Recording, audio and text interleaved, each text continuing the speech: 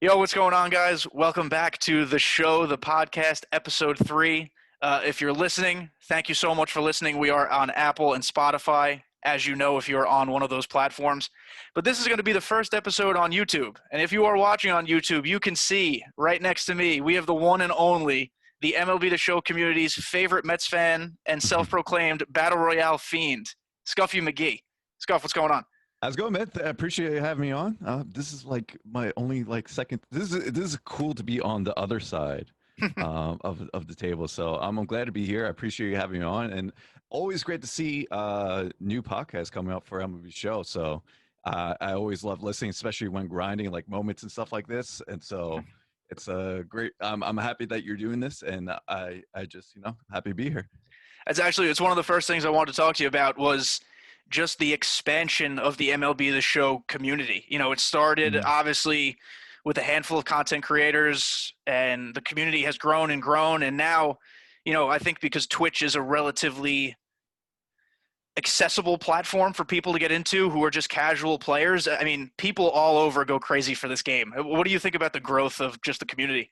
It's crazy where it's begin, like where it came from. Like even for when I started in early 2017, and I say when you look at the directory from then to now, it definitely exponentially grew. And it's not going to stop any soon, especially with the multi-platform coming out next year, and then the new generation of consoles coming out. So it's been cool to see the growth of like new creators coming in, just and still seeing the original creators still doing stuff like Clutch. We still see do like Twin Gaming, Cougs, and all of them. So it's kind of cool to see how it evolves over each year and how we see new faces of the community and just see more passionate people about like love about this game and get to play with it, get to stream it, get to talk about it. Anything about the game is it's just fun to see how we all come together about it. And one of the things I love so much about all the different content creators, obviously everyone has a different personality and it's Mhm. so reflective in the work they do, but also everyone has different interests. So like you're a battle royale guy, whereas other guys are strictly ranked seasons and some guys just grind showdowns. And I think that gives a variety of content for everybody to enjoy.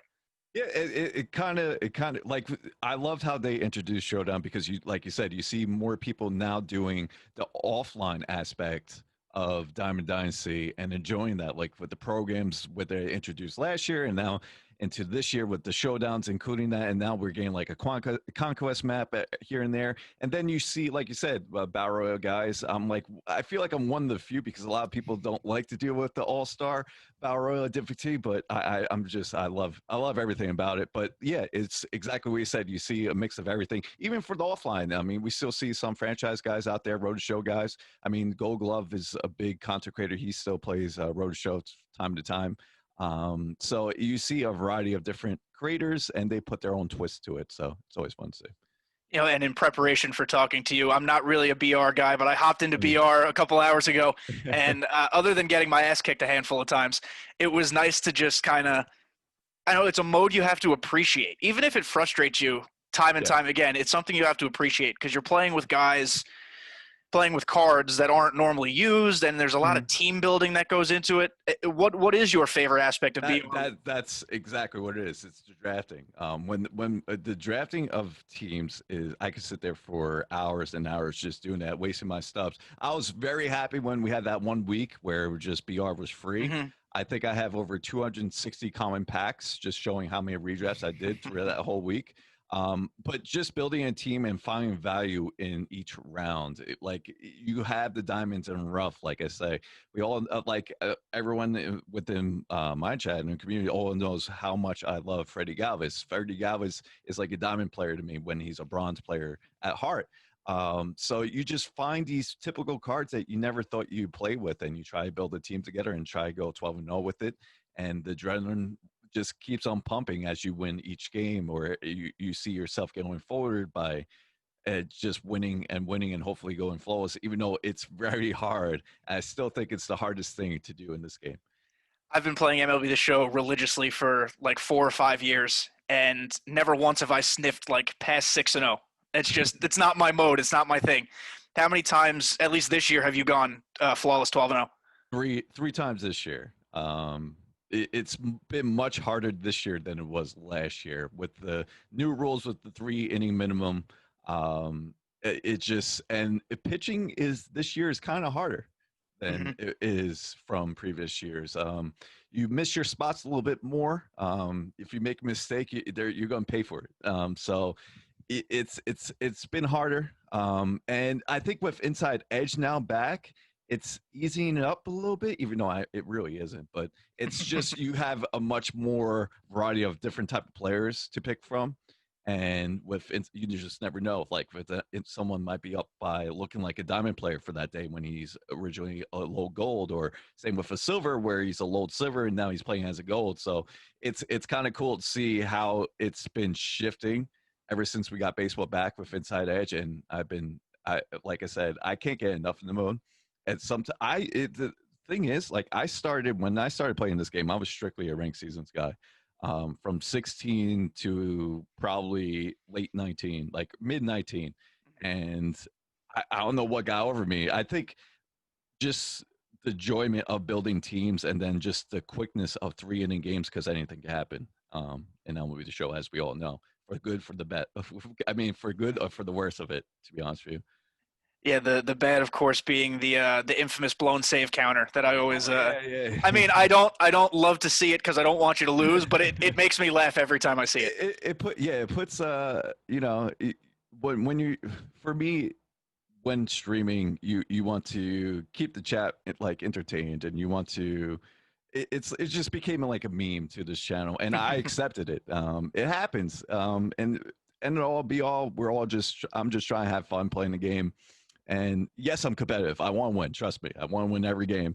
But things happen, and if I could twist it instead of like maybe raging at the game, that's how I'm going to do it. So it's always fun, and yeah, we're almost reaching up to 150 now. So Oof, it's getting oof. there. Sounds like, and I hate to do this to you, but it sounds like Edwin Diaz last year. Oh yeah, yeah, yeah. Or even this year, we didn't. Oh yeah, that's Yeah, true. yeah. So On the note of BR and the ability to use like a Freddie Galvis, like you said, who are those cards that who aren't diamonds, of course, because we know the diamonds perform, but who are some five guys who you just love to use and you can't pass them up when you see them come up on the draft? so it's so hard to pick up five guys. I'll try to give you my favorite bronzes, silvers. My favorite bronzes, in no particular order. Well, Freddie's always going to be number one to me, but in no particular order right now would be Freddie Galvis, Horace Alfaro from the Marlins. I think he's a great catcher. He has 70 speed, a nice righty glitch swing, in my opinion. Tio Hernandez, who's probably not going to be a bronze anymore within a week or two if he continues his production Hmm. in real life. But Tio Hernandez is definitely always one. Ian Happ is always great. He's always been a bronze I love his WAR swing. guy. Yeah, he always has a great swing, and he always has that 80 power against righties. And then it fluctuates between like Chris Davis's type. I'm trying to think Brandon Nimmo's. There's a lot more. Nico Goodrum is also a great one too. Ben Zorba's still his live Hmm. series is a bronze. So those are my bronze favorites. My silvers, I mean, I could name off 20 offhand, but I'll name like five or six. Juan Moncada is my favorite silver in the game, without a doubt. He's one of my favorite swings, period, Yeah. Oh, overall. yeah, without a doubt. Yeah. And switch hitter, and every time I see him, like a righty on the mound, I'm salivating for him to swing the bat. But yeah, Juan Moncada, Sano, of course. I don't really hit good with Edwin. A lot of people hit good with Edwin. I'm not one of them. He's Reese got Hawkins, a really long swing, Edwin's got. yeah, he does. Reese Hawkins, I just started raking with this year than I did last year. Swarber, of course, is up there. Raul, which is Alberto Mondesi. I like to call him Raul still. Um, Tommy Edmond. Tommy Edmond. I still don't think people are giving him enough credit. I definitely highly recommend trying out Tommy Edmond if you haven't yet. He could play multiple positions as well. I even plug him in center field sometimes, and Mhm. then he's been a couple, but those are like a few, like for hitters wise. Pitching, I just roll with the boat. Pitching is my weakness, as we all know, with Oh, the blown save counter. So I just kind of roll with the boat, see what type of pitchers I get, and it could go from diamond to silver. So we talk about Moncada, and I put a question on my Twitter today. Shameless plug at the show the pod. If you're not following, make sure everyone goes follow. But uh, if you could pick any current guy that's in the game, doesn't have to be a live series. If it's a legend and they have his rights, that's fine. And you could turn him into a 99 that you could prestige. Which card would you pick? And one of the first responses I got was, "Give me a 99 Moncada." Yeah, I think the card would be absurd. Yep, that would be great. I'll be all for that. There's a similar thing. I want him Freddie or Tio Hernandez. I want to take the bronzes to 99. I will take one of them too. Of 99 Freddie, I would die for it, to be honest with you. It's just, the thing is, like, he plays above his stats.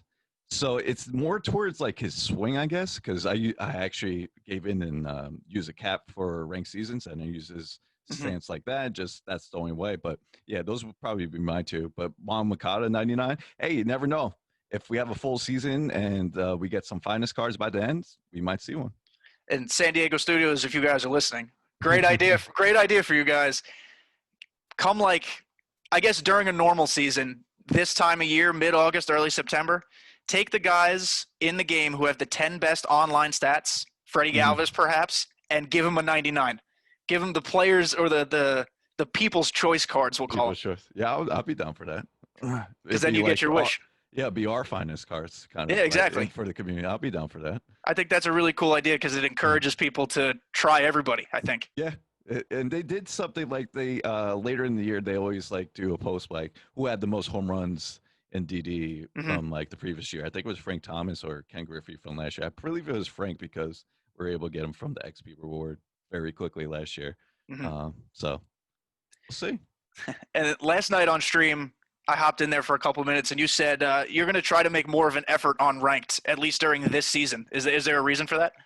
Just because I've been not playing ranked at all. Yeah, like last year, like I did a balance between the two, and I just want to see where I'm at in ranked. To be honest with you, some of it I miss playing ranked. It's just I think now with me now like having my daughter recently, and then just not having as much time as I used to, like for like leisure time. Like usually when I stream is the time where I stream for like play the game for a longer time. Besides that, it's usually like maybe an hour or an hour and a half. And I kind of don't want to dive into just one full ranked seasons. That's why I lean more towards sometimes BR, because it's like a 15-minute game where I could get like 3 games instead of 1, and I could try to start a run. So sometimes maybe that's why I kind of shifted to BR as well. But yeah, I just never really gave a shot this year. So I want to see where I'm at and see how far I could push it. Last season, I'm a ranked seasons guy just because I like the 9-inning games and I like the strategy that comes in a typical game like that. But I had, for literally forever, I played on a television just because that's always how I grew up. We hooked it up to the TV and played. So my highest ranked seasons rating ever was like 680 something. Okay. And then last week I got a 1 millisecond response time monitor, and I felt like Superman. Oh yeah, I shot up to I shot up to 840 in like 3 days. It's unbelievable, like instantaneous change. Yeah, I didn't realize until I got into pretty much the show community on like Twitch. I mean, before I even streamed in 17, I just hear like, I mean, they pretty much play on the monitors like with the streamers and YouTubers and stuff like that. I was like, huh, let me try that out. So I actually like, I didn't have like a gaming monitor per se, but I had like my regular monitor, and I just got like a DVI to HDMI converter and put it plugged in my PS4. I don't know what the response time. It was definitely not 1 millisecond, but still I noticed the difference right there and then. Yeah. And yeah, it definitely helps. And you know, sometimes it's unfortunate because like for some, like someone that's just picking it up just doesn't know that. And when they do find out, it's like, oh, that's going to be another $100 or $200 to actually compete. But there are some people that actually still play on TV and are able to compete and at a high level. So it's not the end all be all, but it definitely helps. I just got to the point where I was so frustrated on like all-star or low Hall of Fame levels, getting blown away by every fastball, like faster than 98. And I shouldn't be playing a game to get that frustrated every time I play it. You know, I'd rather at least do as well as possible. As far as rank goes, if you do make a World Series push, are one of those awards more interesting to you than others? Ricky, only because all-time Met team. I would put him on all-time Met team and put him in my outfield. So yeah, probably be Ricky for me personally. Cool. I Yeah, mean, I it was. doesn't mean Chris Sale's not bad. I did like the two-seamer have the single ball quirk to it, but personally, I always hit good against Sale, so I kind of shy away from pitching with him as well. It's kind of weird how that works, but yeah. So Ricky definitely, and he's going to have 90. He should have 99 speed now. That was a Yeah, mistake. they bumped him up. Yep. Yeah. My thing with Chris Sale, I really don't love Ricky Henderson's stance either, to be fair. But my thing with Chris Sale is I feel as if there are so many batters that crush lefties, and smart lineup builders will make it impossible for lefties to flourish, especially if they're in the game for 5, 6 innings. Yeah, So without a I just doubt. I don't see the point. I'd rather if I get them, just sell them and Mhm. you use those stubs somewhere else.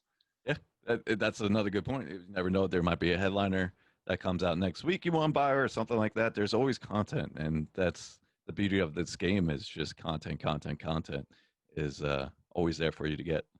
And I do want to talk to you about content, but we got to pay the bills real quick. So I do a quick ad here. I'm very excited to be working with Thrive Fantasy, a daily fantasy sports app based around player props. Thrive Fantasy has eliminated the need to do countless hours of research like other DFS apps because it only asks you about the top tier athletes in a respective sport. To play MLB games on Thrive Fantasy, choose 5 out of the 10 player prop options to build your lineup. Each prop has a fantasy point total associated with the over or under based on how likely it is to occur. The more points a selection is worth, the riskier it is. Rack up the most points possible to win a share of the prize pool. If you're looking to play games and make some money during the shortened MLB season, use promo code TheShowThePod when you sign up for Thrive Fantasy, and you'll receive an instant $20 bonus on a deposit of $20 or more. Download Thrive Fantasy on the App Store or Play Store, or by going online, www.thrivefantasy.com. Sign up and prop up.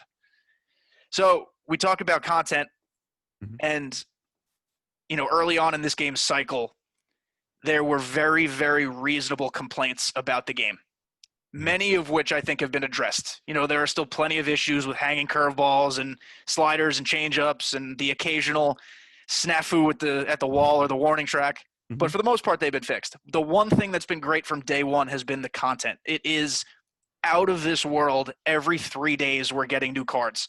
Not all of them are endgame cards, but it's still stuff to grind for and get stubs for or new packs. I mean, is this the best the content's ever been?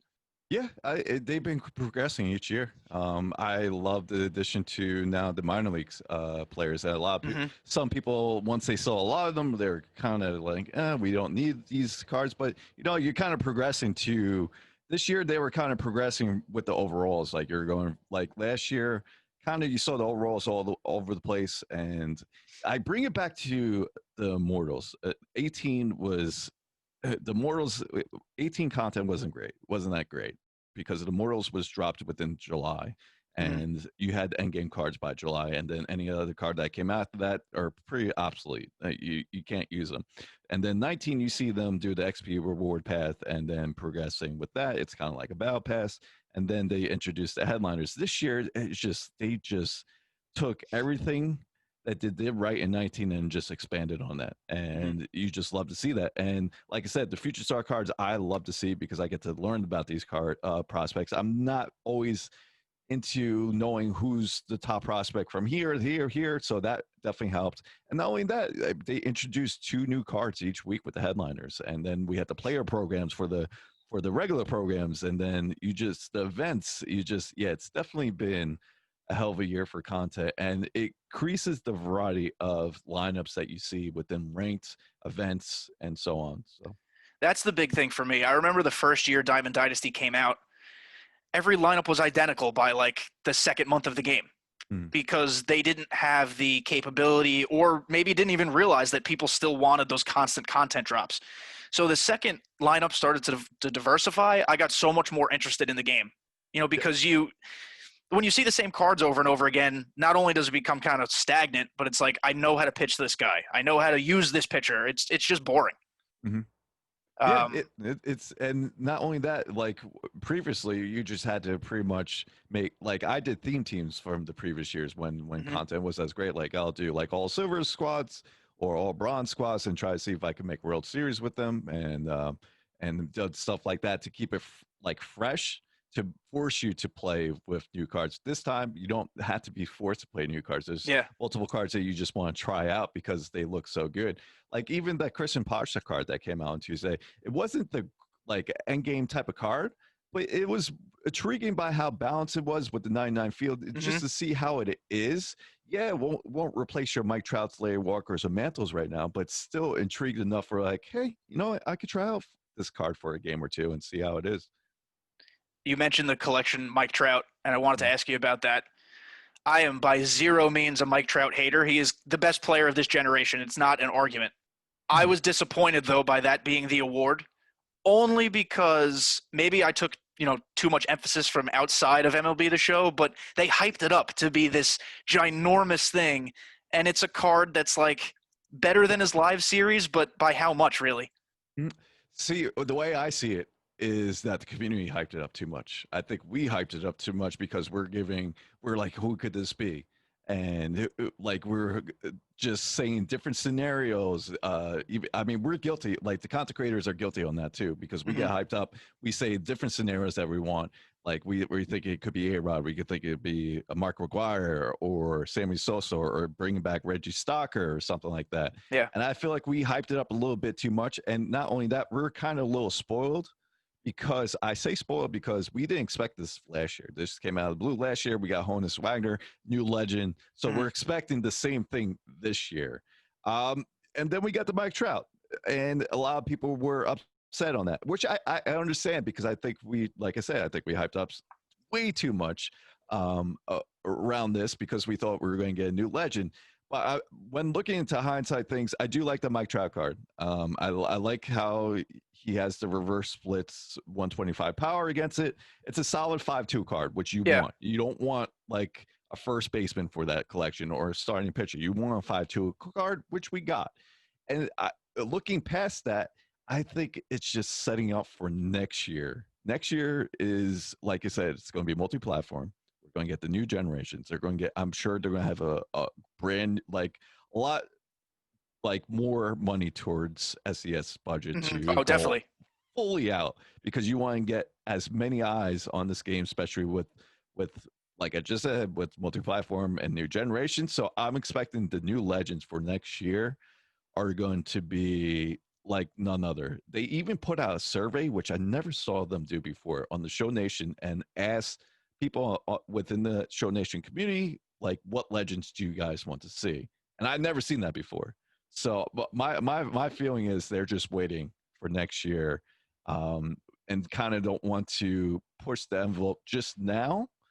And who knows, we might be able to lock in that Mike Trout for something bigger later too. So. That was one of my theories because there are still those leftover vouchers, and with new card packs constantly coming out and like stage 4 affinities coming out soon, you never know. But on the subject of A Rod, see, I grew up a Yankee fan. A Rod went through this love hate relationship with me as a Yankee fan because of everything that went on. I think he's the type of card that is pre promotion. When you announce MLB The Show 21, you're like, oh, we have A Rod this year. Pre order the game now. I Okay. feel like he's the type of guy with that type of status. Like when the Griffey game came out and Griffey was on the Mm. cover of the whole thing. And I could see A-Rod being one of those Jackie Robinson like tiered reward type Yep. scenarios where you start him out as a rookie and then just gradually get his 99. I think that'd be really cool.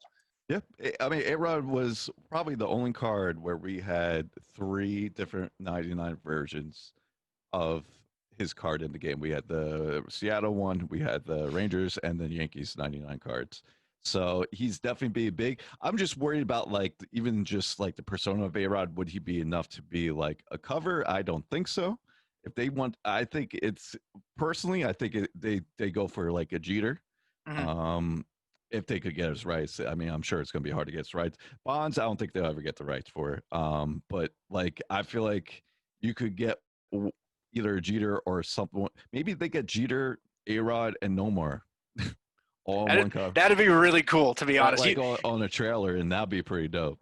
One of them would have to slide over to second, and I know Jeter never played an inning there in his life, so I don't know if Nomar could go there, but those sound like 3 endgame left side of the infield Yeah, cards. yeah. So that'd be interesting to see. I'm just very intrigued what's going to come next year, but still, we still have a lot to come this year. I mean, we still there's so much more content to still to come. We still haven't seen Willie Mays endgame. What's the Ken Griffey really? The home run derby is not his Yeah, endgame it's card. no. So Ted Williams, Babe Ruth. There's so much more that's still coming our way, and we are in August. Mhm. And usually, this is the time of year where people get excited for Madden. So I'm expecting for at least the next month or two is going to be pretty Big big. time. Yeah. I know MLB content creators like Kevin God are waiting for Jimmy Fox to come out.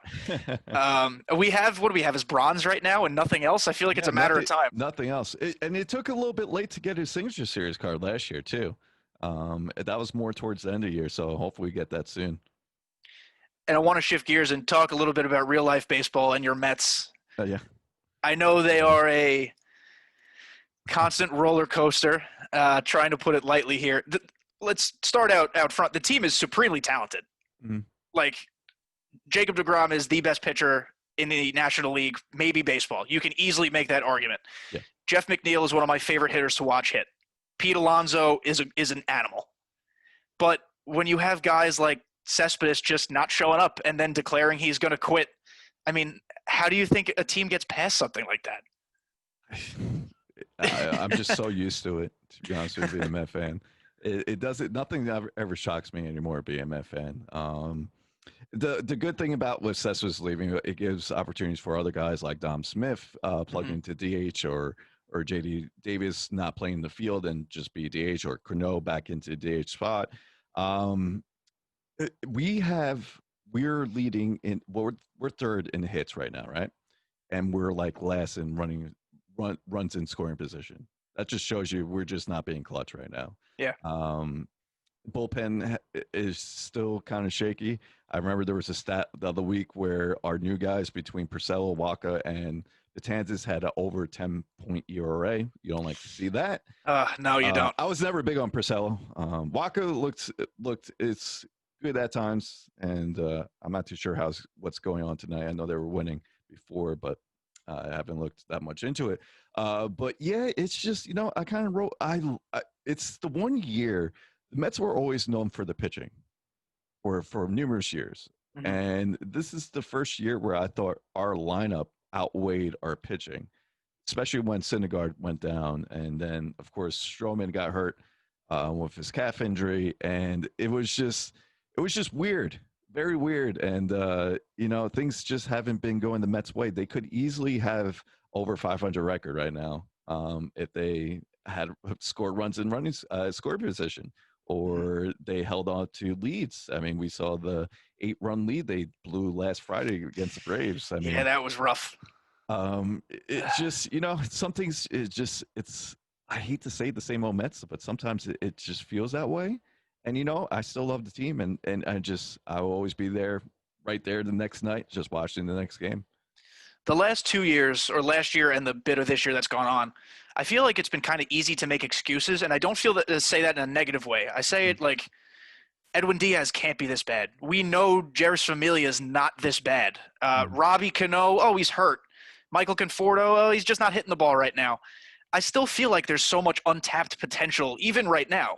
And I don't know if I'm seeing it incorrectly or if it's just being in a slump is contagious. There's so many different things with baseball that it's very fine-tuned with certain things like that. Yeah, especially in the situations we are in right now. So, Yeah. and with it being a 60-game season, the pressure is probably at the all-time highs just from game one, where they're used to going into a 162-game season. So, it could be a combination of all things. And hopefully they could pull it together. Strings. It could just take one series to get them back on track with the limited amount of games. I still think there's going to be teams that are going to have a 500 record that gets in the playoffs. So we'll see what happens. I'm always optimistic because that's how I am. Even as a Met fan, it's kind of hard to say that in 2 words in the same sentence, but I always will be. And hopefully that it comes through. And now tying it back to the game, MLB The Show, is there a Mets card that we don't have or have never had that you would love to see? Yeah, there's plenty of them. I mean, of course, I would love to see Doc. I think Doc would be great in this game. That would be a fireballer.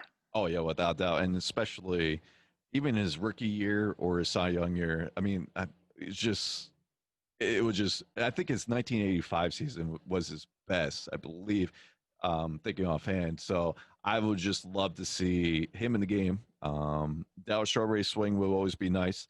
One guy I would like to see, I think, if I'm thinking BR base, is Todd Hundley, a switch hitting catcher. Oh, that's different. Okay. Hit 40 bombs in 1 year, so I'd love Hmm. to see that.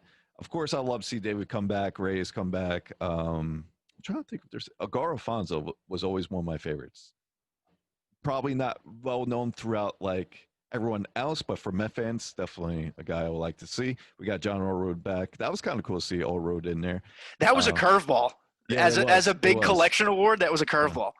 I'll take it. I will take it. I was always a fan of Allroad. So, like I said, I was big into the 90s, 2000s because that's how I grew up with the Mets. And right now, those probably be the names. I'm trying to think. Carlos Delgado, I love, even though he's not like he was a Met. So I like to see that. Johan Santana, I love to see, but his best years was with the Twins. But those are a few names I like to see from Met space. I would love a Santana card. Oh yeah. I remember the old MLB games before they were the show, and just Mhm. using him in like franchise mode. It was so much fun. Oh yeah, I remember using him online franchise either in it was in 15 6 probably 15 and 16.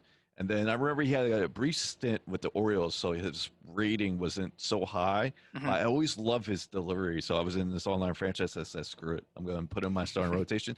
Actually, I had success with him, so it was I just his fastball, circle change, and the devastating slider he had. I think it'd be great. Well, like we said, maybe not this year for some of these guys, but there is content always on the horizon in MLB The Show.